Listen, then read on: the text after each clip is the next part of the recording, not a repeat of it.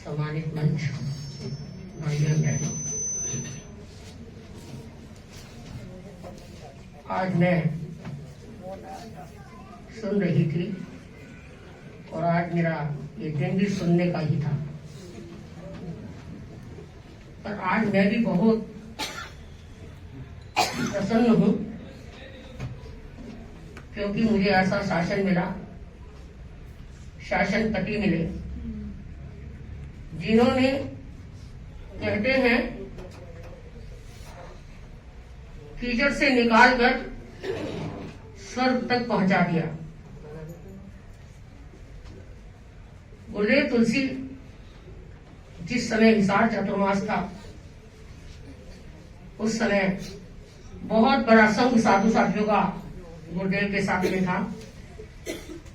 उनके भाई महाराज चंपालाल जी स्वामी, जिन्हें हम भाई जी महाराज कहते थे, मेरे जीवन निर्माण में सबसे पहले अगर मैं कहूं, उनका बहुत बड़ा योगदान रहा। ऐसी ऐसी शिक्षाएं उन्होंने मुझे दी उस समय कि कैसे लगता था कि क्या होगा, कैसे होगा। भाई जी महाराज ने ऐसी लाइनें क्लियर कर दी चारों तरफ की, आराम से चलोगे, कहीं हड़का झड़का हुआ ही नहीं। संयम जीवन मुझे मिला। जिस समय मैंने संयम जीवन स्वीकार किया, उस समय मुझे ये नहीं पता था कि मुझे कल्याण करना है, कि मुझे मोक्ष जाना है, कि मुझे कर्म को काटना है। कुछ भी नहीं पता था, कुछ पता नहीं था। आप सबको आश्चर्य होगा शायद, फिर दीक्षा कैसे हो सकती है जब वैराग्य ही नहीं। क्योंकि वैराग्य का मतलब है संसार असार है, क्षणभंगुर है, मुझे संसार में नहीं रहना, ऐसा कोई भी बात मेरे दिमाग में थी नहीं। लेकिन एक बात जब मैं बहुत छोटी थी तब से लेकर मेरे दिमाग के अंदर घूमती थी कि मुझे जन चेतना को जागृत करना है, और उसके साथ साथ स्वयं को जागृत करना है। ये प्रेरणा मुझे संघ से मिली, मुझे अपने आप से नहीं मिली। आज मैं इतनी सौभाग्यशाली हूं कि तिन्नानंग तार्यानंग, क्योंकि मेरे मन में तो तार्यानंग का था, पर तार्यानंग वही व्यक्ति कर सकता है जो तिन्नानंग पहले खुद का कल्याण करे, फिर दूसरों का कल्याण करे। ये ज्ञान चेतना मुझे धर्म संघ में मिली। और गुरुदेव तुलसी की जो कृपा, मैं उसका बयान नहीं कर सकती। अनंत अनंत कृपा, और वो अनंत कृपा आज तक भी मुझे हर पल ऐसा लगता है कि गुरुदेव तुलसी मुझे संभालते हैं। सचमुच। पहली बात तो गुरुदेव अपने आप ही संभाल लेते हैं। लोग भी बहुत कहते हैं, लोग सब परेशान भी जाते हैं, अपने आप संभालते हैं। लेकिन मैंने कभी कभी गुरुदेव तुलसी से कुछ मांगा तो तत्काल मिला उसी समय। अब क्या मांगा वो मैं बताऊंगी नहीं, बहुत कुछ मांगा। और आज मैं जो कुछ भी हूं, गुरुदेव तुलसी हमेशा मेरे आदर्श पुरुष थे, हैं और हमेशा रहेंगे। क्योंकि मेरे दीक्षा प्रदान करने वाले, मुझे दीक्षा देने वाले गुरुदेव तुलसी ने मेरे जीवन का बेड़ा पार कर दिया आज। इसलिए मुझे बड़ी प्रसन्नता है, और गुरुदेव तुलसी भी आज यहाँ विद्यमान है, ऐसा मुझे एहसास हुआ। आचार्य महाप्रज्ञ, वो तो दोनों, आचार्य महाप्रज्ञ में तुलसी को देखो, तुलसी को महाप्रज्ञ में देखो, गुरुदेव फरमाया ही करते थे। और मुझे ऐसा कभी नहीं लगा कि आचार्य तुलसी आचार्य महाप्रज्ञ से अलग है। जिस प्रकार गुरुदेव तुलसी ने संभाला, उसी प्रकार आचार्य महाप्रज्ञ ने भी मेरे जीवन को ऊंचाइयां प्रदान की। और मेरी एमए और पीएचडी डिग्री जो मुझे मिली है, उसमें आचार्य महाप्रज्ञ का बहुत बड़ा योगदान। क्योंकि जब मेरी एमए हो चुकी थी, उस समय गुरुदेव ने कहा अपने आप कि अब तुम पीएचडी कर लो। और वही वर्ष 2001 का जब पीएचडी का समय था, तो मैंने कहा गुरुदेव दो काम कैसे होंगे? बोले हो जाएंगे। क्योंकि उसी समय मुझे अग्रगण्य बना दिया 2001 में। और उसी समय पीएचडी करनी थी, रास्ते में बिहार थे, हम नए नए थे, कुछ जानते नहीं थे। पर गुरुदेव की ऊर्जा ने हमेशा हमें सक्षम बनाए रखा। कई बार बीच में विघ्न बाधाएं भी आई। एक छोटी सी बात मुझे याद है, हम लोग जब विहार कर रहे थे पहला चतुर्मास के लिए, तो उस समय रास्ते में जब हम चल रहे थे 2-2 विहार, 3-3 विहार, कई बार तो 3-3 भी कर देते, क्योंकि हमारे साथ में कोई श्रावक थे नहीं। श्रावक जो गोगुंदा बड़े गांव, मोटा गांव जो था, उनके श्रावकों ने कमलेश चतुर्वेदी से कहा था कि चतुर्मास हमारा फरमाते ही हमें पता लग जाए तो हम सेवा में आ जाएंगे। लेकिन कमलेश चतुर्वेदी ने हमें पूछा कि उनको सूचित करें, हमने उन्हें मना कर दिया। उन्होंने बताया नहीं, और हम बोले अब तो अपने आप चलेंगे। 800 किलोमीटर की वो यात्रा, हमारे साथ कोई श्रावक नहीं, हमें कोई पूछने वाला नहीं हम कहाँ है। एक दिन की बात, हम शाम को विहार करने वाले थे। हमारी घड़ी में तो 4 बजे थे, पर घड़ी पीछे थी 1 घंटा, बजे थे 5, और हमने विहार 4 बजे किया, 5 बज चुके थे। उस दिन विहार था तो 4 किलोमीटर का, लेकिन निकल गया 8 किलोमीटर। अब क्या होगा, अंधेरा हो गया। अब अंधेरे में कैसे चले? स्वामी जी भिक्षु शाम भिक्षु शाम भिक्षु शाम, क्योंकि भिक्षु शाम एक ऐसा मंत्र है जो बेड़ा पार कर देता है। और हम उस समय एक बाहर स्कूल था, पहुंचे जल्दी जल्दी फटाफट पैर उठा के पहुंचे स्कूल के अंदर। बाहर एक चबूतरा था, वहां पर रुक गए, रात को यही रहेंगे। इतने में कुछ गाड़ियां लुहारी आए, बोले साध्वी जी यहाँ कहाँ विराज रहे हो? वो हमने अंधेरे में कुछ दिख ही नहीं रहा था, लेकिन जब जैसे वो लोग आए और कहा आप पधारो, इधर मंदिर है और वहां जगह है, आप वहां विराजो। फिर हम वहां पर गए। अर्थात धर्म संग हर साधु को, हर साध्वी को, हर साधक को कितना संभालता है। चाहे कोई साथ नहीं हो, पर कोई हड़का है न कोई धड़का है, गुरु संभालते हैं और धर्म संग संभालते हैं। ऐसा पग पग पर हमें संभाला है, क्योंकि ये शासन इतना निर्मल और पवित्र है। हमारे आगम में वर्णन आता है, निमग्ना उद्मग्ना, 2 तरह की नदियां होती हैं, निमग्ना और उद्मग्ना। गणाधिपति गुरुदेव तुलसी फरमाया करते थे कि ये दोनों नदियां जहां पर होती है वहां पर पवित्रता होती है, निर्मलता होती है। हमारा धर्म संघ नंदन वन है, इतना पवित्र, इतना निर्मल। और इस धर्म संघ में जो भी दीक्षित होता है बेड़ा पार कर लेता है। भाइयों और बहनों से भी इस समय कहना चाहती हूँ, कोई आपके पारिवारिक जन बच्चे दीक्षा लेना चाहे, उन्हें सपोर्ट करो, कीचड़ में मत फंसाओ, क्योंकि यहाँ संसार में तो कर्म बंधन बड़े विचित्र हैं। और हम कैसा जिंदगी जीते, इतनी आनंदमयी। चाहे हमारे सारे समाज वाले इतने श्रावक जिनके पास में धनाढ्य है, इतने हैं, धन ही धन है, लेकिन मुझे नहीं लगता कि हमारे जैसे सुखी एक भी इंसान यहाँ पर है। हम कितने आनंद हैं, न तनाव है, न टेंशन है, आठों प्योर आनंद, आठों पूर्ण आनंद है। दूसरी बात, बच्चों को तैयार करना है ताकि इस कीचड़ से निकल सके। और उसके अतिरिक्त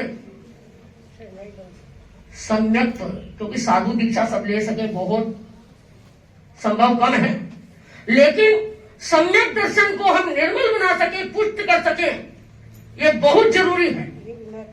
आज के दिन श्रावक समाज के प्रति, पारिवारिक जनों के प्रति मेरा ये कहना है, आप साधु नहीं बन पाए, कोई बात नहीं, लेकिन सम्यक दर्शन, देव गुरु और धर्म के प्रति दृढ़ आस्था, इतनी दृढ़ आस्था कि चाहे कोई कुछ भी कहे, कोई परीक्षा लेने के लिए देवता आ जाए, कोई कितनी भी गलत बात कहे, लेकिन हमारी एक रुआनी भी प्रकंपित नहीं होनी चाहिए।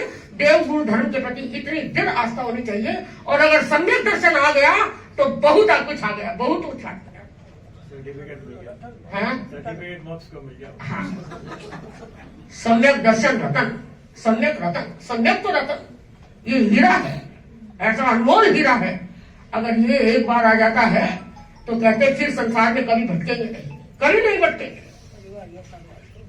तो आज मैं सभी से कहना तो बहुत कुछ है, पर मैं घड़ी की सुई देख रही हूँ, बातें बहुत हैं। आज तो आप लोगों को मैंने सुना, पर मैं आज अपने आप को इतना भाग्यशाली मानती हूँ कि मुझे ऐसा धर्म संघ मिला, गुरुदेव तुलसी जैसे गुरु मिले, नंदन वन सा शासन मिला। अब कहते हैं नंदन वन के विषय में कहते हैं कोई देवता होते हैं ना, उदास हो जाते हैं, निराश हो जाते हैं, किसी को प्रताड़ित किया जाता है तो वो नंदन वन में आ जाते हैं, वहां पर वो आनंदित हो जाते हैं। कहाँ पर है बताओ? 500 योजन दूर है यहाँ से। नंदन वन अपने धरा से 500 योजन ऊपर है। वहां पर देवता रमण करने के लिए आते हैं और आनंद मनाने के लिए आते हैं। ऐसा शासन हमें प्राप्त है। और आचार्य महाप्रज्ञ महाश्रवण वर्तमान में करुणा के निधान, कितने श्रमशील चेतना, वैराग्य प्रधान जीवन, उनकी करुणा हमेशा निरंतर मिलती रहती है। वह निरंतर करुणा मिलती रहे और मैं अपने प्रति मंगल कामना करती हूँ कि उस करुणा के तले मेरा जीवन हमेशा उपशम साधना से निरंतर आगे बढ़ता रहे। अब मेरा जन्म, वैसे तो मेरा गांव उमरा है, मेरा गांव उमरा है, छोटा सा गांव है, वहां पर मेरा जन्म हुआ। और हमारी संसार पक्षी मां बताया करती थी कि आपका जन्म कमरे में नहीं हुआ, हमारे घर में वहां पर रूमा में एक बहुत बड़ा हॉल था, बोले आपका हॉल में जन्म हुआ। तो सबको लगता था कि हॉल में जन्म हुआ है, कमरे में होता है बच्चे का जन्म, तो आपका हॉल में हुआ। तो मुझे आज पता चलता है, क्योंकि हॉल में तो होगा ही, क्योंकि हॉल ही है हमारे पास, बड़ा है, मेरा परिवार बड़ा है, तो हॉल में जन्म हुआ। हमारे संसार पक्षी पिताजी श्रद्धानिष्ठ श्रावक बालचंद जी जैन, जिन्होंने धर्म संघ की इतनी सेवा की है, नथुराम जी को पता है। और वो साल में कम से कम 4 बार गुरुदेव के दर्शन करने जाते थे। और हरियाणा में जो जो साधु साधिया विराजमान है, कहा किसके लिए क्या करना है, क्या व्यवस्था करना है, तो वो हमेशा गुरुदेव से। तो रायपुर लेके गए। हाँ, रायपुर गया था, रायपुर भी गए। और जिस तरह अपने लाडनू में हरियाणा भवन बना, ये भी उन्होंने ही बनाया। और उस समय जिस समय उद्घाटन था, तो हम औरंगाबाद चतुर्मास था, औरंगाबाद चतुर्मास बोले नहीं मुझे हरियाणा भवन का उद्घाटन है, मुझे जल्दी जाना है महाराज।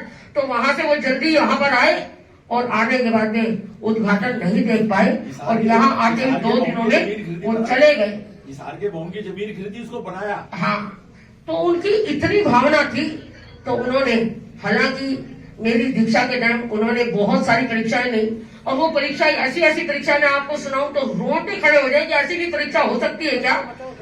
तो क्योंकि गुरुदेव तुलसी का चतुर्मास हिसार में था, तो हम हिसार वाले गुरुदेव के चतुर्मास संपन्न होने के बाद में सब जाते थे तो रात को लेट हो जाती थी, आने में लेट हो जाती, बसें जाती थी, बसें आने में लेट हो जाती। तो मैं और मेरी छोटी बहन नूतन, ये आगे बैठी है, हम दोनों सेवा में गुरुदेव के पास गए हुए थे। और जब हम आए तो 10 बज गए रात के, और हमारे माँ पिताजी ऐसे बाहर, घर के बाहर बैठे, ऐसे इंतजार कर रहे बेसब्री से, अभी तक नहीं बच्चे आए, अभी तक बच्चे नहीं आए। वो इंतजार कर रहे और हम गए तो उनका रूप बदल गया। क्या ये आने का टाइम है क्या, तुम अभी क्या आने का टाइम, चले जाओ वहीं से जहां से आए। मैंने, हालांकि हमारे पिताजी एक दोस्त की तरह थे, लेकिन पहली बार मैंने उनका वो रूप देखा। और उस समय मैंने कहा ठीक है हम जाते हैं। तो हम जाने लगे, उल्टे वापस मुड़ गए। तो हमारी माँ ने हाथ पकड़ा, कहाँ जा रही हो, अभी रात को कहाँ जाओ। बोले रात तो रहने दो, सुबह जाने देना। तो रात को हमें बड़ी मुश्किल से ऊपर ले गए, घर में, हमारा घर 1st फ्लोर पे है, तो ऊपर ले गए। अब मैं अपने कमरे में जो नीचे सोती थी, जरा की भावना थी तो नीचे ही सोती थी, सर्दी का वक्त था तो नीचे, रात को नींद आने का सवाल ही नहीं। तो मैं सुबह 3:30 बजे उठी, लगभग 3:30 बजे उठी होंगी, उपयोग से 5-7 मिनट आगे पीछे हो सकता है। और मैं अपने रूम में गई, मेरा एक अलग रूम था, उसके अंदर मैंने एक छोटी सी अटैची निकाली, मेरी जो अटैची थी उसमें मैंने एक जोड़ी कपड़े डाले, 3-4 मेरी किताबें डाली, मेरी माला, पुस्तक, आसन, मोमबत्ती वगैरह वो डाली। और मैं धीरे से सोचा मैं जल्दी से जरा सा दरवाजा खोल के मैं चले जाऊं। अब मैंने जैसे ही 4 बजे थी, 3:30 बजे 3:35 पर मैं उठी और 20-25 मिनट मुझे डालने डुलने में लग गया। और जैसे ही मैं बाहर निकलने लगी तो हमारी माँ कहाँ जा रही है, ऐसे पकड़ा हाथ में। मुझे ऐसा लग रहा था कि सारी रात कोई सोया ही नहीं, मुझे ऐसा लगा। अब उन्होंने, हमारे पिताजी आए दौड़ करके, कोई जरूरत नहीं है रोकने की, जाने तो जहां जा रही है, इसको जाने दो जहां पर जा रही है। तो उस समय मैं निकल गई। मैंने कहा जब तक आप मुझे घर पे नहीं बुलाओगे, मुझे जीवन भर आपके घर में आने का त्याग है। मैंने त्याग कर, भावुक थी, बच्ची थी, थोड़ा सा भावुकता आ गई छोटी सी। मैंने कहा क्या अभिमान कर रहे हो, घर में नहीं रहना, घर में नहीं रहना, मेरे मन में ऐसी भावना। हालांकि ये परीक्षा चल रही थी, मेरी परीक्षा चल रही थी। तो मैं गई तो हमारे साथ सापेक्ष माँ भी हमारे साथ गई। 1-1.5 किलोमीटर दूर था वहां से हमारे घर से साबिया विराजमान थी, और वहां मेरे को छोड़ के आई माँ, हमारी माँ। रिक्शा में चले गए हम लोग, और वहां जाके सब्जियों से कहा, देखो महाराज इसको समझाओ, इतना गुस्सा करा है, इतना गुस्से से यहाँ आई है, दीक्षा कैसे लेगी, तू इतना गुस्सा करेगी तो दीक्षा कैसे होगी। तो फिर मेरे को वहां छोड़ दिया, और मैंने एक साथ 5 समाहित का चली, 5 समाहित का त्याग कर दिया, बैठ गई। और फिर लगभग 9:15 बजे हो गए, 9:15 बजे। और उस तरह हमारे पिताजी, और जब मैं बाहर निकली तो मैंने कहा कि मैं आपके घर में नहीं आऊंगी जीवन भर, तो उन्होंने भी कहा मेरे जीवन भर बुलाने का त्याग है, मैं भी नहीं बुलाऊंगा। उन्होंने भी त्याग कर दिया। लेकिन 9:15 बजे वो आए, इतने कोमल थे, इतने सेंसिटिव थे, मतलब जैसे एक औरत की आंखों में आंसू आ जाते हैं ना, उनकी आंखों में 1 मिनट में आंसू आ जाते हैं। जब वो आए इतने रोने लगे, इतने रोने, बेटी चल मेरी गलती हो गई, क्या देख, तेरे लिए चूड़ियां बनवाई है संस्था में जाने के लिए, तेरे लिए चैन बनवाई है, उस समय संस्था में चैन पहनते थे, चूड़ियां पहनते थे, देख तेरे लिए साड़ियां भी आ गई है ना, अब तू पक्की है, मैं जान गया तू पक्की है। फिर उसके बाद मैं घर आई, और ऐसे बहुत सारी 2-3-4 परीक्षाएं और भी तरह की हुई। तो ऐसे, क्योंकि हमारे पिताजी मुझे हमेशा ही बेटा मानते थे, बेटी कभी नहीं माना उन्होंने, और अपने दुकान का काम मुझसे कराते थे, दुकान का काम उनके सराफे का काम था। सोना चांदी, बड़ी बड़ी सिल्लियां बनती थी सोने की चांदी की, बहुत बड़ा काम था। मैं भी वहां जाती थी, स्कूल से छुट्टी हुई सीधी दुकान पे गई, 4 साल 5 साल की मैं जाने लगी। उस समय 10-1 साल की होगी, 10-12 साल की, बड़ी मुश्किल से। और दुकान पे क्या पुलिस वाले बैठे, अब क्या, कभी चोरी का माल आ गया, कभी कोई बेच गया, पता नहीं चलता। तो पुलिस वाले बैठे थे, मैंने देखा, और योग था उस समय, सोना थोड़ा बंद था, सोने के बिस्किट बंद थे, हमारे बिस्किट का बहुत बड़ा काम था। तो बिस्किट वहां पर मैंने 4 बिस्कुट, हमारे जगह बनी हुई थी दुकान के पीछे की तरफ, तो उसमें मैं रखे गई थी पहले, और फिर मैंने आके देखा तो पुलिस बैठी है। हमारे पिताजी कमजोर बड़े थे, उनका चेहरा थोड़ा मुरझाया हुआ सा था। तो मैंने कहा टिफिन लेके जाती हूँ, क्योंकि खाना वो वही खाते थे, दुकान में अकेले थे इसलिए। तो वहां पर मैं टिफिन उठाने अंदर गई, और अंदर जाके 4 चोने बिस्किट भी मेरी जेब में डाले, और मैं घर पे आ गई। घर पे आके बिस्किट तो जहाँ रख लेते वहां रखे, हमारा सामान दूसरे के घरों में ज्यादा रहता था, हमारे घर में बहुत कम रखते थे। तो वहां पर मैंने पहले रखा, फिर खाना बनवाया, टिफिन में डलवाया, और जब मैं दुकान पे वापिस आई तब तक भी पुलिस बैठी है। तो पुलिस बैठी है, तो मैंने कहा पहले आप खाना खा लो। हमारे पिताजी ने कहा ना, तू रख के जा, और मैं अपना खा लूंगा। मैंने पुलिस वालों से कहा एक बार तू आप सामने वाली दुकान पे बैठ जाओ, एक बार इनको खाना खाने दो, टाइम हो गया, हमारे बाबूजी को खाना खाने दो। तो पुलिस वाले, हाँ बेटा खाना खिलाओ। मैं छोटी सी थी, पुलिस वाले सामने वाली दुकान पे बैठे, और मैंने हमारे पिताजी से कहा खाना भी खा लो आराम से, मैं बिस्किट सब ले गई हूँ, चिंता की कोई बात नहीं।